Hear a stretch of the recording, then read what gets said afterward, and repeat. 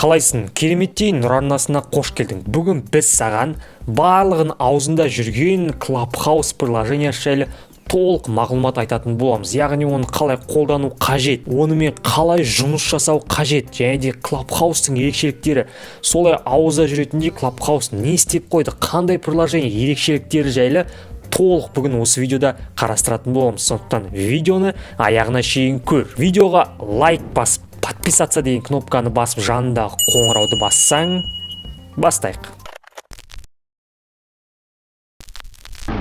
Бұл Clubhouse негізі 2020 жылы ойлап табылған, 2020 жылдың ортасында ойлап табылған приложение. Бірақ ол 2021 жылы бірнеше ай өткеннен кейін оның қазіргі таңда бағасы, өздеріңіз ойлап қараңыздар, қазіргі таңдағы бағасы оның $1 миллиард есептелініп отыр. Яғни бұл қазір танымал приложениялардың арасында бір топ жаратын приложениялардың бірі болуы мүмкін. Сол приложенияның ерекшеліктері қандай екенін түсіндіретін боламыз. Бұл приложенияны мессенджер деуге келмейді, видеохостинг деуге де келмейді, немесе әлеуметтік желі деуге де келмейді. Өйткені бұл приложенияда тек қана аудио хабарламалар арқылы белгілі бір бөлмелерде ғана сөйлесеміз. Сондықтан бұны мессенджер деп те айта алмаймыз. Яғни Clubhouse-тың басты структурасы, басты ерекшелігі осыда. Басқаларына ұқсас емес. Барлығы бір-біріне ұқсас, Viber, Telegram, WhatsApp, Instagram, VK барлығы бір-біріне ұқсас, ал Clubhouse ерекше. Несімен ерекше дейсіздер ғой? Бұл жерде әр жеке-жеке бөлмелерде адамдар бір-бірінің жаңағы аудио жазбалары арқылы сөйлесе алады. Тағы бір ерекшелігі, сіз жұлдыздармен, прямой дейді ғой, тік жұлдыздармен сөйлесе аласыз. Аудио жазбалар арқылы жұлдыздармен тікелей сөйлесе аласыз. Бұл жерде сізде мүмкіндік көп болады жұлдыздармен қандай да бір сөздермен алмасуға, сол сөздермен бір өзіңнің ойыңмен бөлісуге. Сонымен қоса қазіргі таңда Clubhouse-тың жаңағы аудио жазбаларын өзіңе жазып алып, басқа жерге салуға болмайды. Яғни бұл заңды түрде авторлық құқықты бұзу. Яғни егер де сен Clubhouse-та бір жұлдыздың бір нәрсе айтып жатқанын өзіңе жазып алып, басқа әлеуметтік желілерге салатын болсаң, сені мәңгілікке Clubhouse-тан блокировкаға, банға тығып тастайды. Сонымен қоса, достар, Clubhouse-ты қалай жазып алу қажет? Clubhouse-ты iOS приложениясына жазып алуға болады. Ал Android приложениясына Clubhouse-ты біздің Telegram каналдан жазып алуға болады. Біздің Telegram каналға ссылка видеоның астында болады. Міне аты, міне осы Telegram каналға кіріп, немесе ссылка арқылы өтіп видеоның астында өзіңізге Clubhouse-ты жазып аласыздар. Яғни Android желісінде де Clubhouse-ға отыруға болады. Және де ол жерде өткеннен кейін регистрация жасауда оңай. Бірақ Clubhouse-тың тағы бір ерекшелігі. Бұл жерде сіз жай ғана Clubhouse-қа түсе алмайсыз. Біреудің шақыртылуы арқылы, яғни invite арқылы сіз өзіңіз Clubhouse-қа регистрация жасай аласыз. Сізді біреу міндетті түрде Clubhouse-қа шақыру қажет.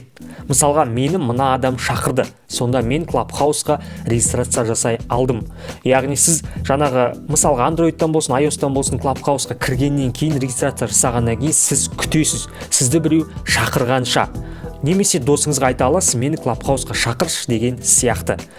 Өзіңіздің инвайтты күтіп отырасыз. Инвайт дегеніміз жаңағы сізді шақырған адам, одан кейін сізді шақырған адам сіздің профиліңіздің астында белгіленіп тұрады. Яғни сізді шақырған мына адам деп. Жаңағы Android-тан болсын, iOS-тан болсын, регистрация жасау барысында нөміріңізді жазасыз былай, одан кейін отправка жасайсыз, сіздің нөміріңізге код келеді. Сол код келгеннен кейін жазасыз, сосын сізге сообщение келеді. Сіз инвайтты күтіп отырсыз, инвайт сізге қандай да бір инвайт болып сізді қабылдаған кезде сізге Clubhouse ашылады деп. Одан кейін сіз күтесіз. Сізге приложение келген кезде ашылып, Clubhouse-ға отыра аласыз. Яғни Clubhouse-тың ерекшелігі, сізді біреу шақырмай, сіз Clubhouse-ға кіре алмайсыз. Және де бұл приложенияны бір көтеріп жүрген негізі Илон Маск пен Цукерберг регистрация жасаған кезде бұл әлеуметтік желіні бір жұлдыз қылдырып жіберді. Сол адамдар регистрация жасағаннан кейін бұл әлеуметтік желі бір топқа шығып кетті. Қаншама адамдар оларды танысқысы келді, яғни кумирлары болғандықтан олармен тікелей түрде сөйлесу ретінде оларға жазылып, қазіргі таңда ол адамдар осы приложенияда танымал болып кетті. Яғни олар бұрыннан да танымал, сол арқылы олар осы приложенияға адамдар әкелткізді. Енді Clubhouse жайлы барлық түсінік. Clubhouse негізі бөлмелерден тұрады. Room. Ағылшынша room бөлмелерден тұрады. Әрбір бөлмелерде 5000 адамға шейін отыра алады. Сол 5000 адам бір-бірімен аудио жазбалар арқылы сөйлеседі. Яғни бір бөлмеде спикерлер болады. Спикерлер бір-бірімен аудио жазбалар арқылы сөйлеседі. Ал тыңдаушылар да болады. Ол тыңдаушылар спикердің айтқан сөздерін тыңдап отырады. Сонымен қоса, егер де сіз сөйлегіңіз келсе, оқушы сияқты қол көтерудің белгісін басу арқылы қандай да бір өз ойыңызды аудио жазып арқылы білдіре аласыз. Бірақ бұл жерде спикер сізге разрешение бермей ма, барлығы спикерға байланысты. Сонымен кезде барлығы айтуы мүмкін, бұл приложение неменесі, не ерекшелігі бар деп. Өйткені бізде WhatsApp бар ғой, Viber бар ғой, Telegram бар ғой, немесе YouTube, TikTok бар ғой деп. Барлығы бар бізде, оның барлығы. Бірақ ол жерде біз бүкіл информацияны жайып саламыз. Барлық информацияны жайып саламыз. Ал Clubhouse-тың ерекшелігі, ол жерде барлық информация ограниченный, сол кругта ғана қалады, сол бөлмеде ғана. Барлық айтылған сөз сол бөлмеде ғана қалады, тыс жаққа бармайды. Егер де қазір сен осы уақытта сол бөлмеде болып, сол аудиожазбаны тыңдасаң, сен тыңдадың, ал тыңдамасаң, сен қалып қойдың деген мағына. Яғни қазір осы уақытта не болып жатыр Clubhouse-та, тура сол дәл уақытта онлайн трансляция ретінде көруге болады аудиожазбаларды. Басты ерекшелігі негізі осы. Енді сіздерге Clubhouse-та кіріп барлығын толық түрде түсіндіре кетейін, қалай қолдану қажет. Достым, біздің Clubhouse-тағы аккаунтқа да жазылып кет, сіздермен бірге жеке бөлме ашып, сол жерде сіздермен бірге бір теманы қозғап сөйлесетін боламыз. Сондықтан бізге жазылуды ұмытпа. Сені күтемін.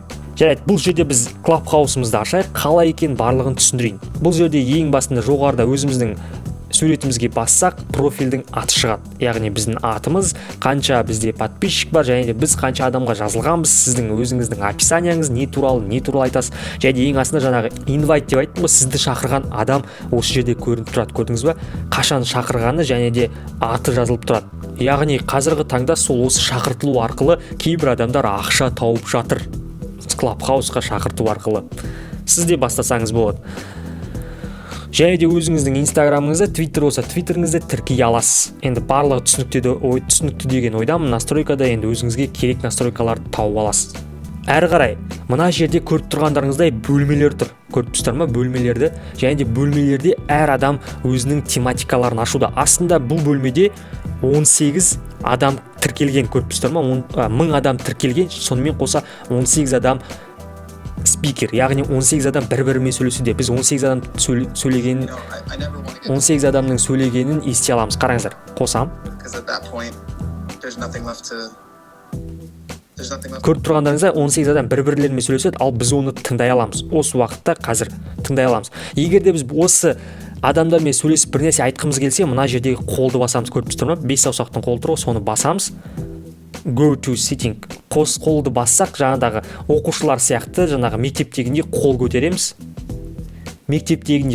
Және ердегі бір спикерлардың біреуі бізді қабылдайтын болады. Спикер дегеніміз бұл жерде мына көріп тұрғандарыңыздай жасылмен белгіленіп тұр ғой. Алекс деген жасылмен, Афан деп тұр. Осы жасылмен белгіленгендер бұлар спикерлар, яғни барлық админдар деп есептеледі. Барлығын қабылдайтын, барлығын саралайтын осылар. Ал мыналардың барлығы жай сөйлесу арқылы бір мәнді заттар айтатын адамдар. Яғни сіз осы жерге сөз айту үшін аудиозу емес, сіз мәнді бір мағыналы сөз айту керек, сіз соған қатысты тематикаға.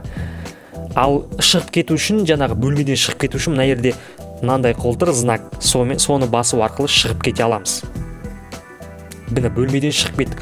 Бөлменің атауы жоғарыда жазылып тұр, көріп тұрғандарыңыздай. Бұл жерде қазір орысша, ағылшынша бөлмелер өте көп, қазақша бөлмелер өте аз. Сондықтан сіздермен бірге қазақша бөлмелер жазып, соның ішінде сіздермен бірге әңгімелесейік. Сондықтан менің Clubhouse-тағы аккаунтыма жазылып кетіңіздер, ссылка видеоның астында болады, немесе міне жазылып сіздермен бірге бір жеке бөлме ашып, сол жерде бір теманы талқылайық.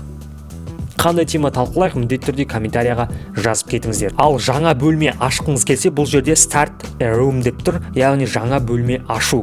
Плюсты басамыз. Бұл жерде бөлмені ашу барысында open деген бәріне көрініп тұрады. Ал екіншісі ол бір ограничениемен өзіңнің подписчиктерің арасында ғана болсын деген сияқты. Ал құлыптың суреті тұрған ол замок, яғни ешкімге көрінбейтін бөлме жасау.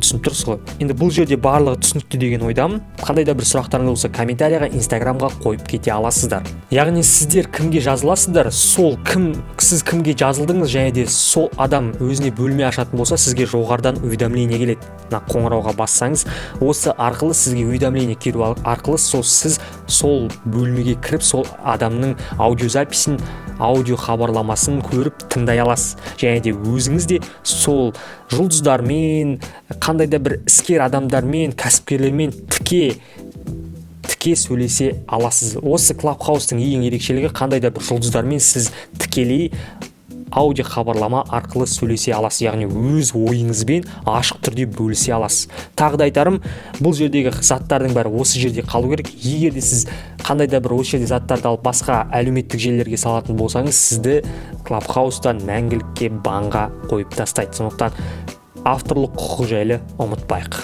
Достар, осы видеода барлығы түсінікті болды деген ойдамын. Бұл келешекте бұл приложение бір топты жарама, барлығы осы приложение қолданып кете ма, ол уақыттың еншісінде.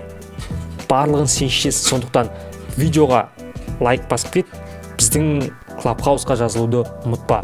Видеоны аяғына шейін көргеніңе рахмет. Келесі жүздескенше сау бол.